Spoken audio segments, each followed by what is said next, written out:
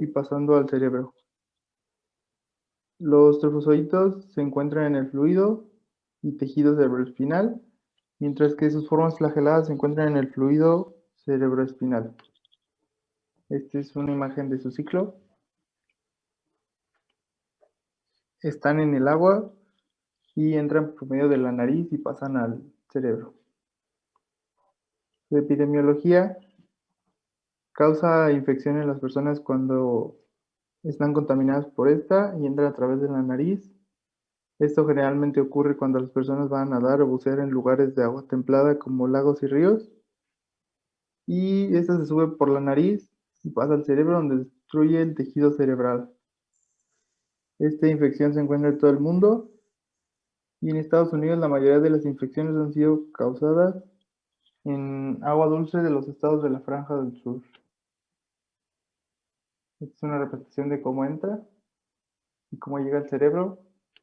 Y su localización es universal y se han detectado casos de esta enfermedad en Estados Unidos, principalmente los estados de Minnesota y Ohio, también en Nueva Zelanda, Nueva Guinea, Australia, Checoslovaquia, Bélgica, India e incluso en México. Su patología causa meningoencefalitis amebiana primaria y se le conoce también a esta enfermedad como la ameba come cerebros y puede causar anomalías de ritmo cardíaco y la necrosis miocárdica se ha observado en algunos casos. Las manifestaciones clínicas, los primeros síntomas de esta enfermedad aparecen en 5 días, entre el día 1 a 7, después de contraer la infección y pueden incluir dolor de cabeza, fiebres, náuseas o vómitos. Los síntomas posteriores pueden incluir rigidez en el cuello, confusión, falta de atención a los demás y al entorno, pérdida del equilibrio, convulsiones y alucinaciones. Después de la aparición de los síntomas, la enfermedad evoluciona rápidamente y suele causar la muerte en unos 5 días, entre 1 a 12 días. En la imagen acá se ve una representación de cómo avanza esta ameba en el cerebro. Y su diagnóstico, en el caso anterior, se identificó por inmunofluorescencia indirecta, que fueron estas de la imagen, y también se puede diagnosticar por estudios de diagnóstico de imágenes, como es la tomografía computarizada, la resonancia magnética, donde se puede revelar la inflamación y el sangrado en el cerebro. También la punción lumbar es una opción, y aquí viene representación de cómo se extrae el líquido. Puedes observar al microscopio en el líquido que rodea el cerebro y la médula espinal. El líquido cefalorraquídeo se obtiene mediante la inserción de una aguja entre las dos vértebras de la parte inferior de la espalda. En esta prueba también se puede medir la presión del líquido cefalorraquídeo y se pueden buscar células inflamatorias. El tratamiento, no existe un tratamiento que lo cure al 100%, porque pocas personas sobreviven a la infección, incluso con el tratamiento que se puede dar. Y el mejor tratamiento es tener un diagnóstico temprano para poder sobrevivir. Se da un tratamiento primario que es la anfotericina B, que generalmente se inyecta en la vena o en el espacio alrededor de la médula espinal para eliminar las amebas. Y hace poco se, se observó que este medicamento que viene después, la miltesofaina, curó a 2 niños y es un medicamento experimental. Existe el medicamento cuando se toma con otras medicaciones y junto al tratamiento agresivo de inflamación puede presentar grandes posibilidades en la supervivencia. La profilaxis, la principal medida es evitar la exposición a todos aquellos que vayan a realizar actividades en aguas dulces como lagos, ríos o estanques, especialmente en los meses de verano, cuando la temperatura del agua es más alta. En las principales zonas de riesgo, en caso de no poder evitarlas, las medidas más recomendables son no salpicar o sumergir la cabeza bajo el agua para evitar la posibilidad de contacto de estas fosas nasales y usar pinzas nasales para disminuir la posibilidad. Y sería todo. ¿Alguna pregunta? Jóvenes, una pregunta a sus compañeros. ¿Alguna pregunta? ¿Tendrás alguna imagen de la ameba? Sí, fueron las primeras. Voy.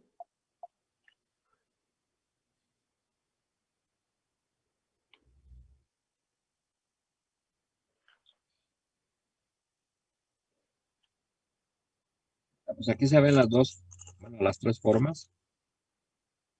En una, ya sabemos que siempre va a estar el trofozoito. El trofozoito, cuando la amiba sale fuera del organismo, se enquista y esa va a ser la forma infectante para acceder a otro organismo o a él mismo. Una vez ya adentro del cuerpo, que entró por la fosa nasal, recuerden que en la cabeza todo se conecta y una vez que ya entró por la fosa nasal, y estar en los tejidos, puede llegar vía sanguínea al cerebro y puede hacerlo en forma de flagelado, como que les brotan dos flagelos. Entonces, los flagelos por lo general sirven para su movimiento. Entonces, eso es lo que tiene normalmente. Bueno, ¿a una otra pregunta? Creo que Solamente no. por agua, o sea, por nadar. A ver, Se transmite, o sea, por la nariz, entra por la nariz, no se puede transmitir de una persona a otra y pues se encuentra en como lagos, lugares contaminados y cuando hace calor es más común encontrarla. Ah, ok, gracias. sí, a veces en las albercas, esas albercas que no le remueven el agua, en esos lugares, cuerpos de agua donde el agua está quieta o es poco movimiento, entonces ahí es donde generalmente se la pasan. Entonces tú te metes y nadas y pues el agua entra a tu nariz. Este, el instinto normal es aspirar un poco y bueno, ahí es como penetran a toda la parte cribado olfatorio y ya después ahí suben. Y es muy interesante. Por eso se tiene que tener esas recomendaciones. Yo sé que a lo mejor todo esto que ustedes están viendo hoy en día en este módulo, pues va a cambiar su manera de pensar con respecto a lo que normalmente hacían o normalmente comían también. Este, pero esto es importante. Ahora, nadie dice que no te metas. Nada más que si lo vas a hacer, bueno, pues como dice su compañero, utilicen sus pinzas para nadar, para que no penetre el agua, ¿no? Y buscar lugares que no estén, miren, luego a veces, el problema es que luego a veces a esos lugares, a esos cuerpos de agua, no lo sabe uno, pero esos cuerpos de agua se acercan a comer o a beber agua y a veces le llaman abrevaderos. Animales de pastoreo, se meten, defecan ahí a un lado, se orinan, se meten con todo y patotas allá adentro y bueno, y todo eso se queda ahí. Entonces, eso no lo sabemos. Y en las albercas, pues que sean albercas que estén limpias, que ustedes vean que corre el agua, que sepa que diariamente que está corriendo el agua, que las desinfectan, etcétera. Esas pueden hacerlo, pero en las otras donde no. Nadie está diciendo que no se metan en una alberca a ser competidores de natación. Esas albercas tienen agua potable y tratada, además, para que no se llenen de estas amibas que puedan estar por ahí. ¿Alguna otra pregunta a sus compañeros? Profe, ya no voy a querer ni ir a los tacos ni. Qué bueno, fíjate que sí cambia uno su manera, su percepción y de comer ciertas cosas. Además cambia uno, todo les falta ver eso, ¿eh? Pero sí cambia uno su manera. A mí, nomás con lo que me dicen aquí en mi casa y luego a veces viene una niña aquí y nos visita yo le digo, no comas esto por esto, no comas esto por esto. ¿No? La niña va a su casa y le quieren dar cosas. Por ejemplo, un día le platiqué cómo hacían las salchichas. Entonces, ya no quiere comer salchichas. Y está bien. Yo si les platico, a lo mejor dejan de comer salchichas. Por más que me quieran decir cosas, cómo se hacen las frituras, todo eso. Yo estuve en lugares donde se hacían y vi cómo las hacían y por eso yo no te como frituras. Pero bueno, entre otras cosas, ¿no? Continuemos. ¿Alguna pregunta a su compañero? ¿No? No, profe. No, estuvo muy padre su Es que se presentación. quedan callados y uno no sabe si están ahí todavía o qué cosa pasa, ¿no? Pero bueno, a ver, yo sí le voy a hacer dos preguntas. ¿Esa qué manifestaciones clínicas, la Naegleria fowleri, así se apellida, fowleri, qué manifestaciones clínicas da Voy. y por qué se puede confundir?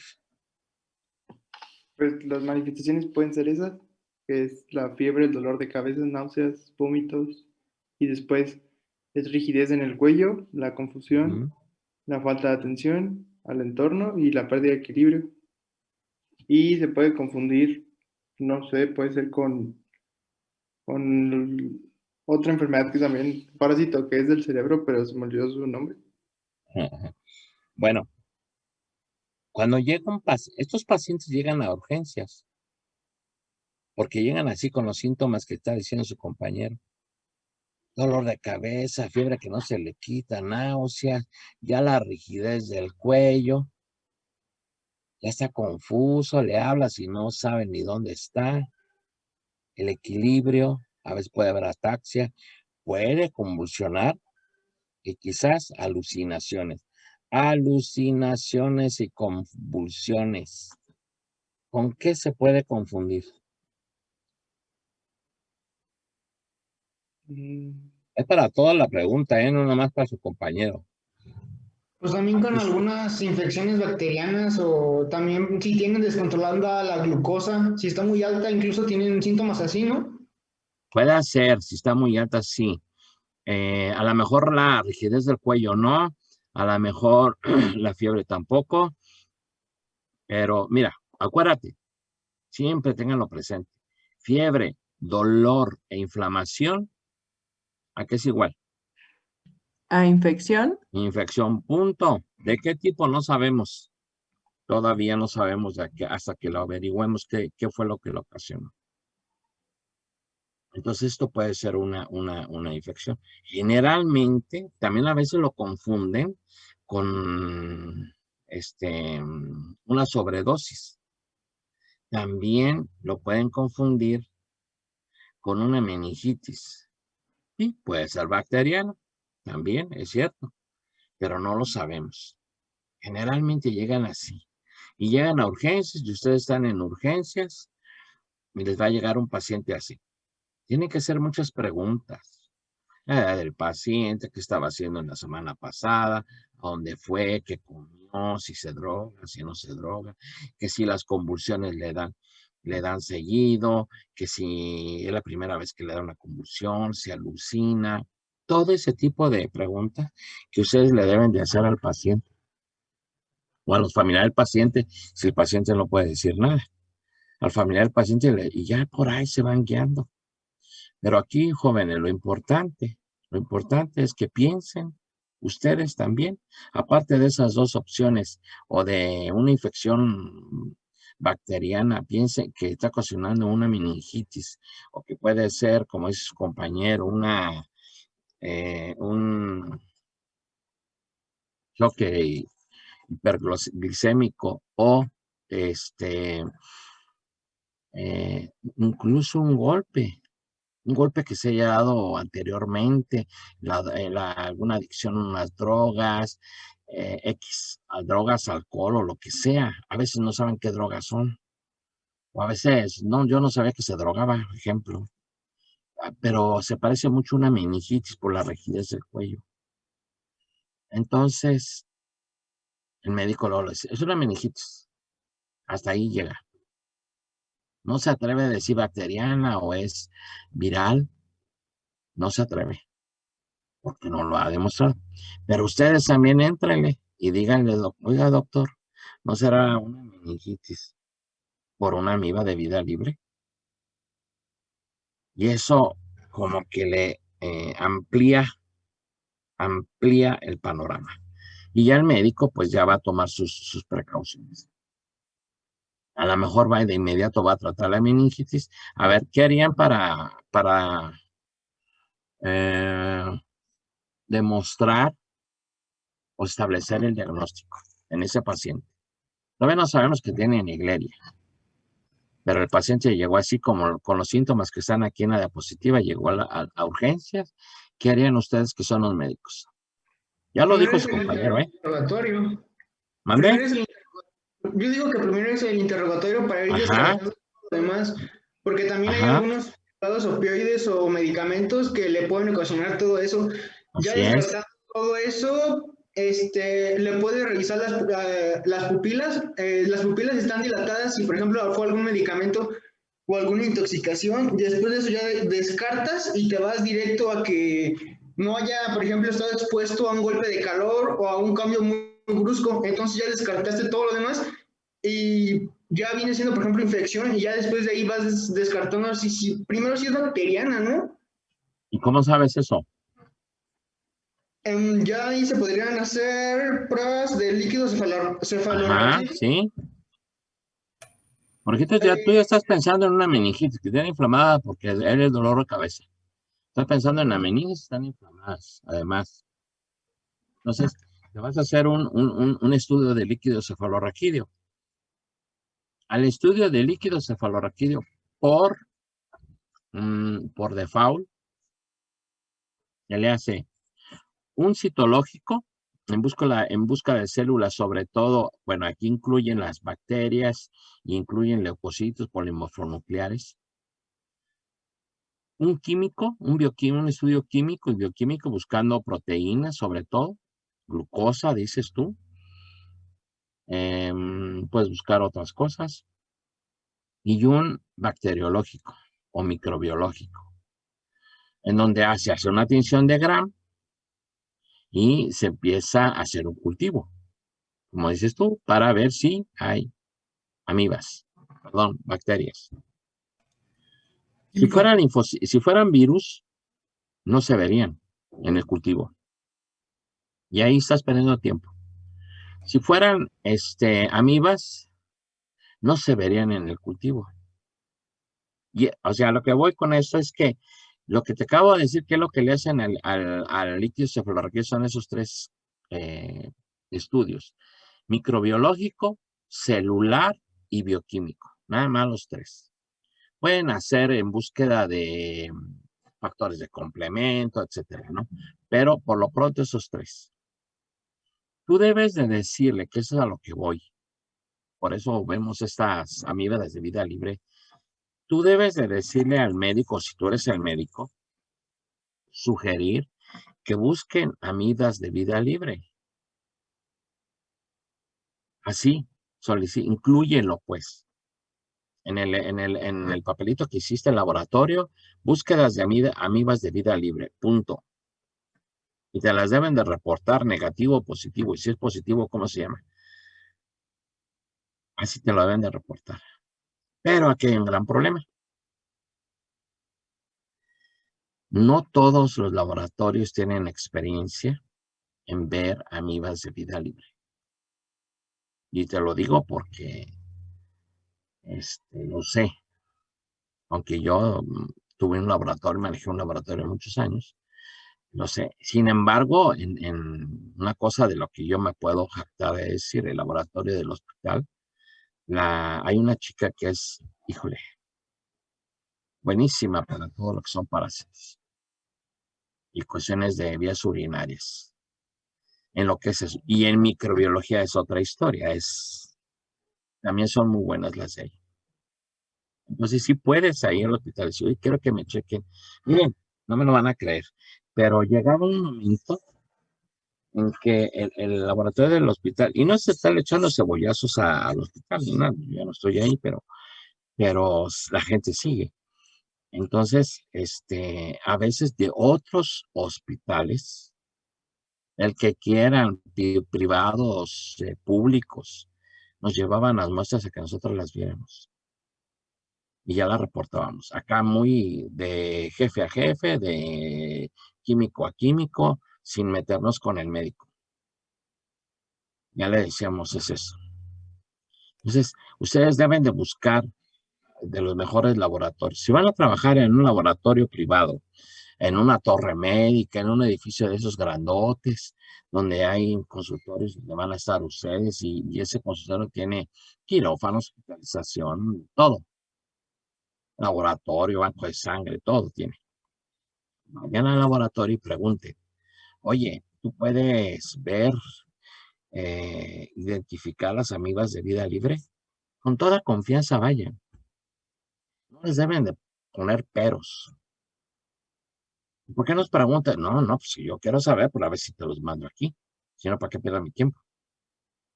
Y cualquier cosa que quieran hacer, no nomás de amibas de vida libre. Cualquier estudio de laboratorio, pregunten. Y vayan, y métanse. Si no les dejan entrar, si les cierran la puerta, algo está adentro que no quieren que vean. O a lo mejor no tienen nada adentro y por lo más no quieren que se den cuenta que no existe laboratorio. Mucho ojo con eso. Sí, pero sí tienen, yo aquí la intención de estas clases es que conozcan que existen amibas de vida libre también, aparte de bacterias que pueden ocasionar una meningitis, todo el cuadro que nos dijo su compañero. Atrévanse, tengan la curiosidad de también agregar ese estudio. No tienen tiempo, porque esto es rápido. Y si es así, o si no, háganle con muchos médicos. Empiecen a dar tratamiento para amibas de vida libre. Anfotericina, a ver qué dice compañero. Para que ese paciente se salve. Sí, pero atrévanse, jóvenes. Eso es lo que yo les puedo decir. Les van a decir, estás loca, ¿tú qué vas a saber?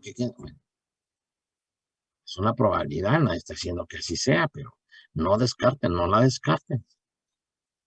Y más, como dice su compañero, después del interrogatorio, es que este muchacho se mete en las albercas, ese muchacho anda haciendo eso, bueno. Todo eso tiene un porqué, por eso se hace ese interrogatorio, por eso se hace la historia clínica. Para eso es. No saben cuántas cosas ha logrado la historia clínica. Es importante que lo manejen así. ¿Sale? ¿Preguntas a su compañero? Disculpe, ¿Quién químico. dice el otro? ¿No hay? Químico. ¿Este tiene que ver con las palomas? No. Las palomas son hongos. También lo vamos a ver. Bueno, es que... Bueno, no sé si lo vamos a ver, pero yo les hablo después y no son las palomas en sí, no es que te comas una paloma. No, o sea, la caca de paloma. El guano de la paloma de las aves. Sobre todo los pichones. Esas palomas que andan en los tejados, o en las azoteas, perdón. Y murciélagos. El guano del murciélago también lo tiene. Entonces, cuando tú te metes en esas cuevas donde hay murciélagos y está lleno de guano abajo, hay muchos parásitos. Déjenme buscaros unas imágenes de eso. Nos tuvimos un caso muy conocido, bueno, no sé si se publicó o no se publicó. A mí me hubiera gustado mucho publicarlo. Sobre un niño de 14 años que tenía, bueno, lo traían peloteando de hospital en hospital y no sabían qué tenía o no lo podían curar. Todos concluían que era una meningitis. Y sí era una meningitis, pero aquí hay que saber cuál es la causa. Porque sabiendo la causa, sabes el tratamiento. Y si no la sabes, pues andas dando cualquier cosa y pues no se cura y el paciente va. Era un niño de 14 años, un niño, muchacho, no sé cómo le digan ustedes, San Miguel de Allende, del municipio de San Miguel de Allende. Y lo andaban peloteando para todos lados hasta que llegó acá a Celaya. Lo recibe pediatría, obviamente, porque es niño de 14 años. Y por ahí, entre los doctores que lo atendieron, llegó la doctora Jiménez, su coordinadora de la carrera, y ella lo recibió y ella dijo, vamos a hacerle un líquido cefalorraquídeo. Y nos lo manda y ya descubrimos qué era. Entonces, déjeme buscarle las imágenes para que las vean. Pero sí, también era un hongo. Un hongo también ocasiona eso. Entonces, de todo hay. Por eso hay que ser hasta que ella estuvo indagando, preguntando, pues se le ocurre hacer eso. Que sí, sí hay todas esas cosas. Ahorita, hoy en día en el mundo tan globalizado, tan fácil de llegar de un país a otro, tan rápido, nos da la opción de que podamos tener parásitos de todo el mundo. Pues ya saben cómo nos llegó el virus del COVID. Desde China fue así pasando, pero ahí lo traían en avión. Esos parásitos llegaron en avión, esos virus. Pero bueno. ¿Alguna otra pregunta? Sí, bueno, mencionó lo del cultivo de las amibas, pero ¿cómo las cultiva? O sea, ¿Lo que, perdón? ¿cómo las cultiva? Es que ¿Qué cosa? mencionó sobre el cultivo de las amebas, pero me surgió la duda de que no. si como No, en un déjame hangar, decirte. ¿no? Déjame decirte de eso. Las amibas como tal no se cultivan. Cuando tú solicites un líquido cefalorraquídeo, como recuerda que dije, agregar, porque son el celular, el bioquímico y el microbiológico. Sí. Y luego dije, agregar búsqueda de amibas de vida libre, que sería el parasitológico o parasitoscópico. Entonces ahí la gente del laboratorio lo que hicimos era, ya cuando nos dijeron eso, centrifugamos el líquido cefalorraquídeo y al sedimento se le agregó una tinción cromática, que también se puede meter una tinción en Kim-Jun, y ahí ya lo vimos. Ahí fue donde se descubrió. No se sembró. Como hacer un coproparasitoscópico directo, así. Los copros tampoco se cultivan, pero se hizo porque la amiba es un parásito. Y hay más parásitos todavía, ¿eh? No son los únicos, hay muchos parásitos. ¿Sí, señorita? Sí, gracias. No es cultivo, es ver un coproparasitoscópico de amibas de vida libre, así se busca. Ustedes soliciten nada más, búsqueda de amibas de vida libre, punto. Y dice, pues, ¿cómo quiere? Pues así, un copros, directo. En lo que haces una PCR, en lo que, se tardas tiempo. Acuérdense que esto es vital. Su tiempo es oro en este paciente. Es vital este asunto. ¿Y no le podría hacer una biopsia cerebral? Sí, pero igual lo mismo. Las biopsias, en lo que la preparan, en lo que ¿Y biopsia de qué? Acuérdate que en la biopsia tienes que tomar parte de un tejido. Cerebral. ¿De dónde lo tomarías? A ver, ¿del cerebro? Sí. A ver, sí se puede, pero post-mortem. Sí se han hecho muchos de los estudios y de las imágenes que ustedes se han encontrado o en libros y eso, se ven porque son estudios post-mortem. Sí se puede ver, se puede hacer PCR, se puede hacer por inmunofluorescencia directa, se puede hacer por búsqueda de anticuerpos, todo se puede hacer, pero primero, que tenga el laboratorio los sueros para hacer por búsqueda de anticuerpos, que tenga el laboratorio implementado para hacer inmunofluorescencia directa para eso se necesita un microscopio diferente al que conocen y una fuente de luz ultravioleta, y tienes que tener un cuartito cerrado, pintado de negro, donde no entre nada de luz, para que nada más tu fuente de rayos o de luz ultravioleta es la que se enciende y la que puedas ver. Tienes que hacer la tinción. Eso tarda mucho, que uno directo. Hacer un tinción tardas desde que te llega la muestra al laboratorio, si te pones a hacerla inmediato, 15 minutos cuando mucho. verlas otros 5 minutos, 10, menos de media hora ya tienes el resultado. Incluso en la noche. En la noche nomás están los que hacen cualquier cosa pequeñita. En los laboratorios que se ve toda la noche. Hay unos que ni laboratorio hay. ¿Y si hay eso en México? ¿Mande? ¿Y si hay eso? Bueno, sí es Sí, fácil encontrar eso. sí hay. Sí hay, no es que vayas ahorita no sé, a Noruega, a Alemania, a meterte a los lagos helados, no, sí hay. Se estilan mucho. Lo que pasa es que no se sabe. Ese es el problema. Que llega el niño, chiquillo, quien sea, la persona, con una meningitis y le dicen que es por otra cosa. A veces se muere, ya no alcanzan a averiguar más y le ponen en su certificado. Meningitis. Ese, idiopática desconocida, no me acuerdo cómo le ponen. Y ya, se acabó el problema. Pero es interesante averiguar por qué. Sí, hoy se ve cada vez conforme se avanza en el tiempo y en el estudio y la gente que se pone a estudiar y que se pone a revisar y todo, empezamos a encontrar cosas que antes no se tomaban en cuenta. Los infartos, por ejemplo, en pacientes adultos mayores que toda su vida se la pasaron en el campo. Esos infartos llaman la atención. No, pues que está mal el corazón. Tiene un corazón grandote. Una cardiomegalia. Es un parásito.